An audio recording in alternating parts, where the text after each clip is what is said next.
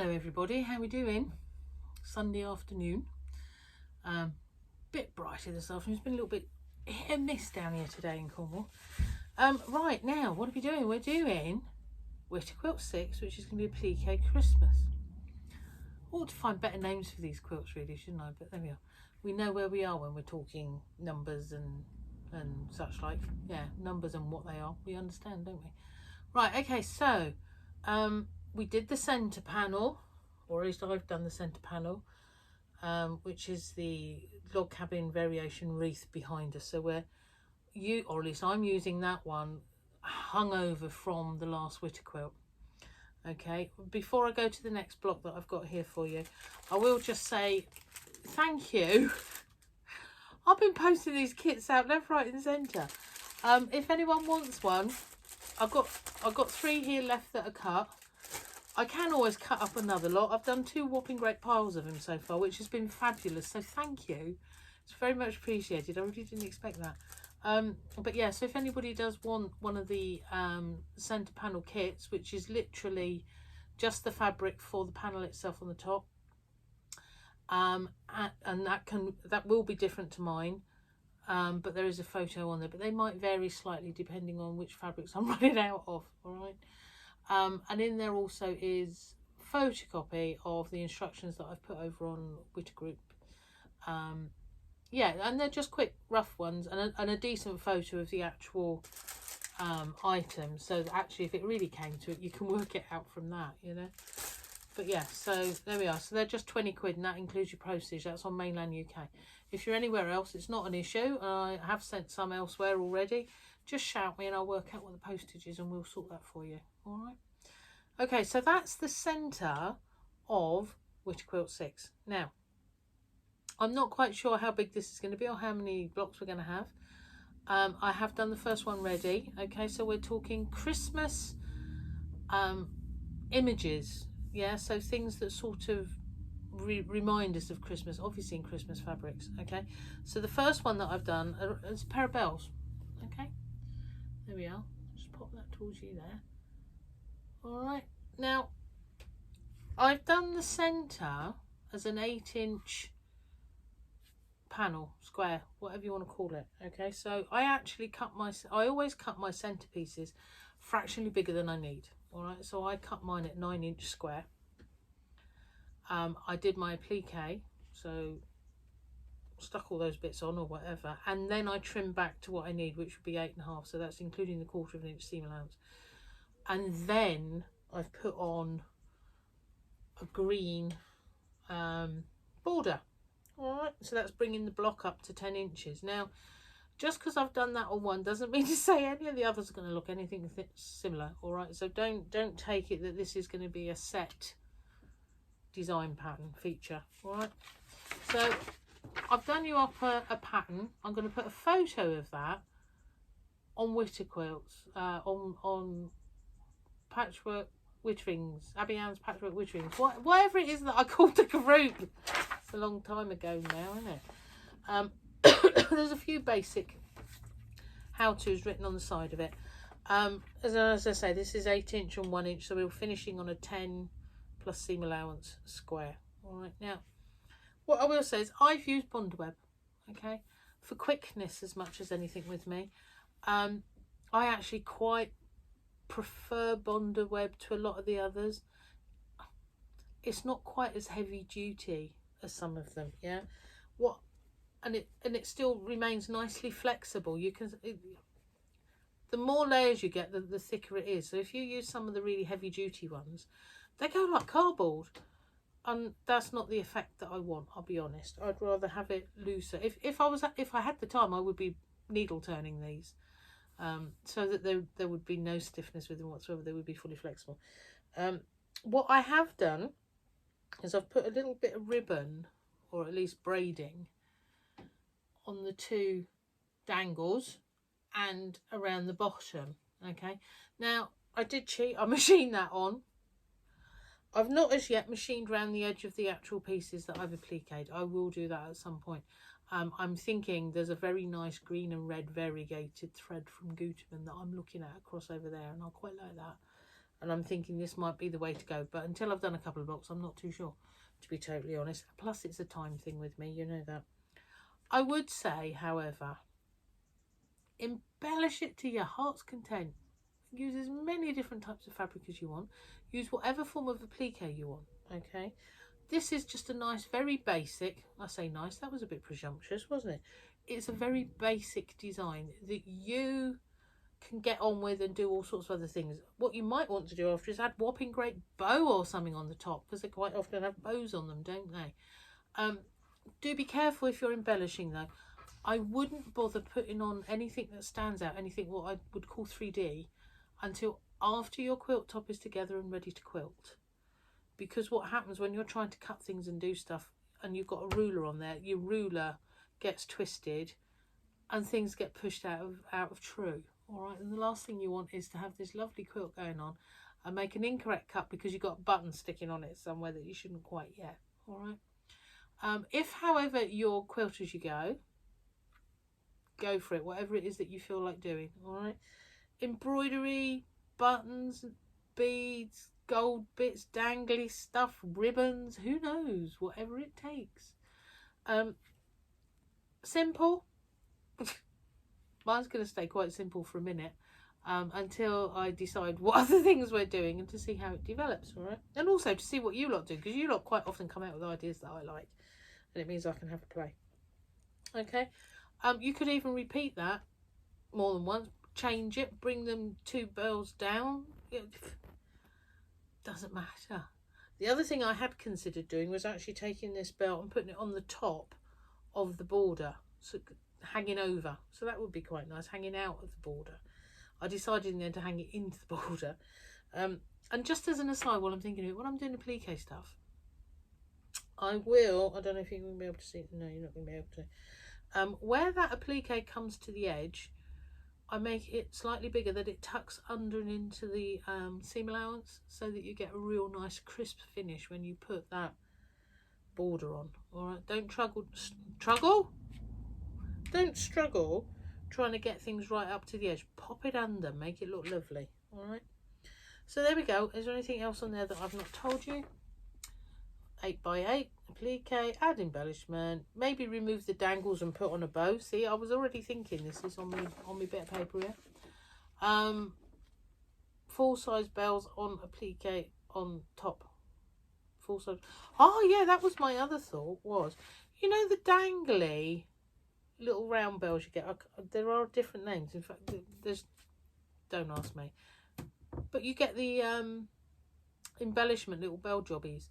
I thought they would be quite nice, either at the top, actual bells on it, or where the clapper is at the bottom. Yeah, so actually put some bells on. That would be quite nice, wouldn't it?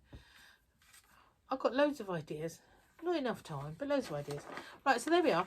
How I did my applique, I will just point out that I put on one big piece for each of the bells, and then I've appliqued the stripes on top. Okay, so in effect you've got 2 layers of Bondaweb.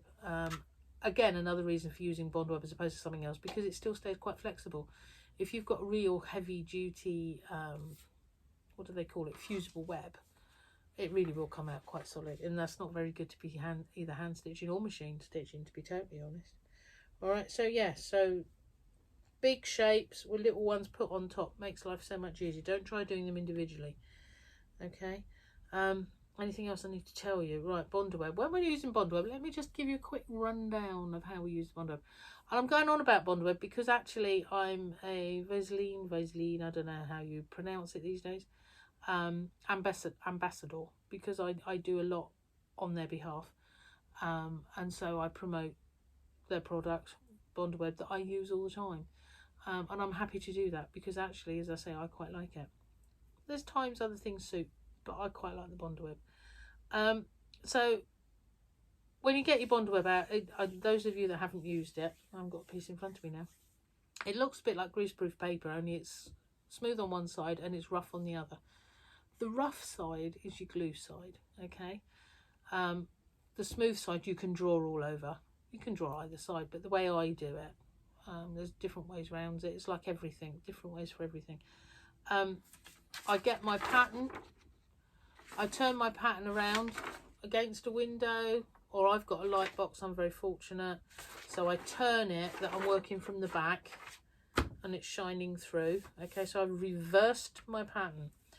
I draw my design shapes individually with gaps around, okay, onto the Bondaweb on the smooth side. All right, so then I get all my pieces individually. Okay, so where they're coming up next to each other butting, give yourself a bit of a gap so as you can cut in between for different fabrics. Yeah, right, so put that onto your Bondaweb. So then you cut around your Bondaweb, not on the line of your drawing, okay, just away from it. Okay, then turn it and iron it onto the reverse of your fabric, so rough side down on the reverse of your fabric. That will stop it getting on your iron, because that can be a real pain. Or put another piece of paper or some pressing mat or whatever fabric in between so you don't damage your iron or your ironing board. All right, very important. So you've got your design, say I'm doing the bell. I've cut the bell out fractionally bigger than it needs to be on the Bondaweb. I've put it on the back of my fabric, which was red in this case, and then I've let it cool. All right, so iron it on, let it cool down. That lets the glue time to fix, okay? Then be cutting out on the line nice and accurately, okay? Fabulous. You've got a lovely shape then, and you get a really, really good edge if you let it cool, all right? What can be a bit of an issue is getting the paper, which you now need on the back of the fabric. You turn it over, you need to take that paper off, which will expose the glue again. All right, so how we do that, I get a pair of scissors and I score down the middle of the paper on the back of the fabric. Be careful not to go right through and cut your fabric, and then that'll allow you just to rip your paper off, okay, without flicking the edges and killing the edges and making it look horrible. Okay, take your paper off, place it where you need to on your block, wrong side down, which will have your Bondaweb on where you need it, and then iron it, and that reactivates the glue and sticks it where it needs to be. And then let it cool again, give it a good iron, but you know, don't be afraid to, and then it ain't going nowhere, and it's got a really, really clean edge to it where you've cut it. So I am going to zigzag or fancy stitch around all of the pieces, which just, that's Tom crying in the background here. He's just going to jump up in his bed, I think. Oh, yes, definitely, sir. Oh, yeah, okay, and we're up. Yeah, so I shall go around with a decorative stitch of some description. And as I say, I've got a green and red over there, variegated, that I think might look a bit nice. Just to secure it, just in case those edges then don't start coming off. But having said that, it depends what your usage for this is going to be. If it's just being pulled out once a year to be looked at, you'd probably get away with leaving that alone, yeah, or just some very basic stitching.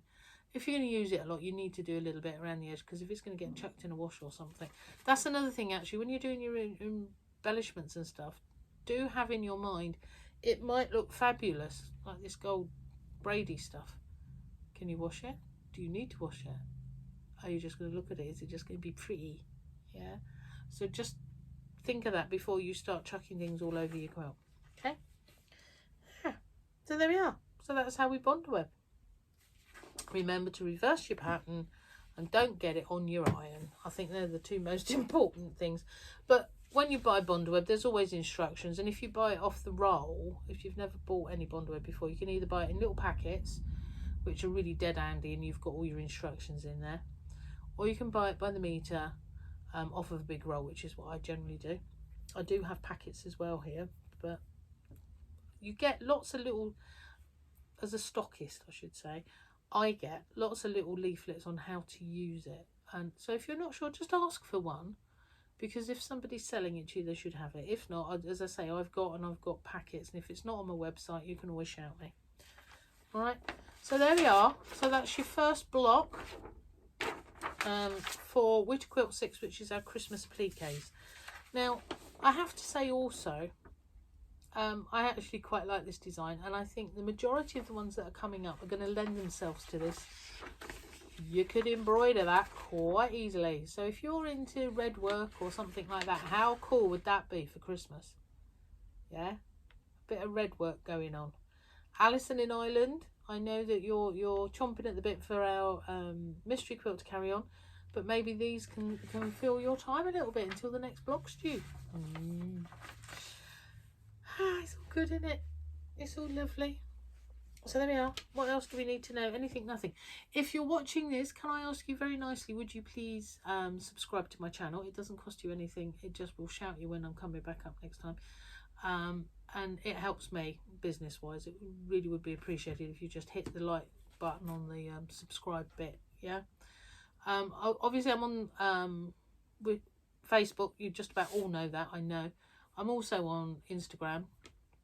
I chuck up their photos and things and what's going on. Likes and forwards and shares, do you know what? They are so appreciated for small businesses. I can't shout that enough. The amount of groups that we all have everywhere on the internet, it's fabulous. But as an individual, I can't post anything into it because they think I'm self-advertising, which I would be. So do you know what? If anyone out there fancies spreading the word, thank you. I'd mucho appreciate it. Because as much as I love doing all these freebies for you, do you know I do need to earn some money as well. Right, there we go. That's me lecture over. 3 things. Tidy. I cleared up the mess from the other day off the floor. Had to, because I needed to find the bits to do this one. So that's all nice and tidy. What else we got? Exercise. Do you know what? I was mount cutting this morning. We're pitch framers, so I cut mounts. And the way things are set up, I had humongous ones to do today. 12 really big mounts to cut. Now they're like hard work and lots of stretches. It's like doing a real good yoga session, I reckon. By the time I've got up on my big step, leant right away forward for every cut on 12. So that's 4 cuts to actually cut the card in the first place. And then it's 4 cuts to make the inner hole. So that's 8 per whatever. And we had, what, about 12 of them. So you're talking about 100 major stretches. I'm going to rake in the morning, I reckon. All good fun. All good fun. So, yeah, so I think I've done my exercise today. What else? Talk to friends and people and relatives. And is everybody all right? And are they okay? Now, I was having a natter yesterday with some of the girls. And that was nice. And we were talking about hair and doing. So obviously you can see I've coloured my hair. That's supposed to be blue. I reckon that's black last time I looked. If I'd gone to the hairdresser and said, can I please have a nice dark blue? And I came out with black, I would be so fed up with everything. I really would. But I got one of the like I normally do. Oh, that's a nice blue. We'll have some of that. Yeah, and I even looked at the colour chart on the back to see what colour my hair should turn. And I'm like, oh yeah, nice dark blue, lovely. We'll have a go at that. It's black, and I've washed it twice, and it's still most definitely black. Although what's running out is bluish, so it might fade to blue instead of fade to grey. I think I'm going to fade to blue. We'll see. We'll see. So yeah, so that we were having a bit of a giggle about all of that yesterday as well. Yeah, so friends and relatives and everybody stuck in or not doing and all the rest of it. Check they're all right, yeah? Yeah, so there we go. So that's it for Sunday. Block 1, Witter Quilt 6, Christmas Applique. And I'll see you hopefully in the middle of the week. If nothing goes too wrong, at some point in the week I will see you. All right? Be lovely.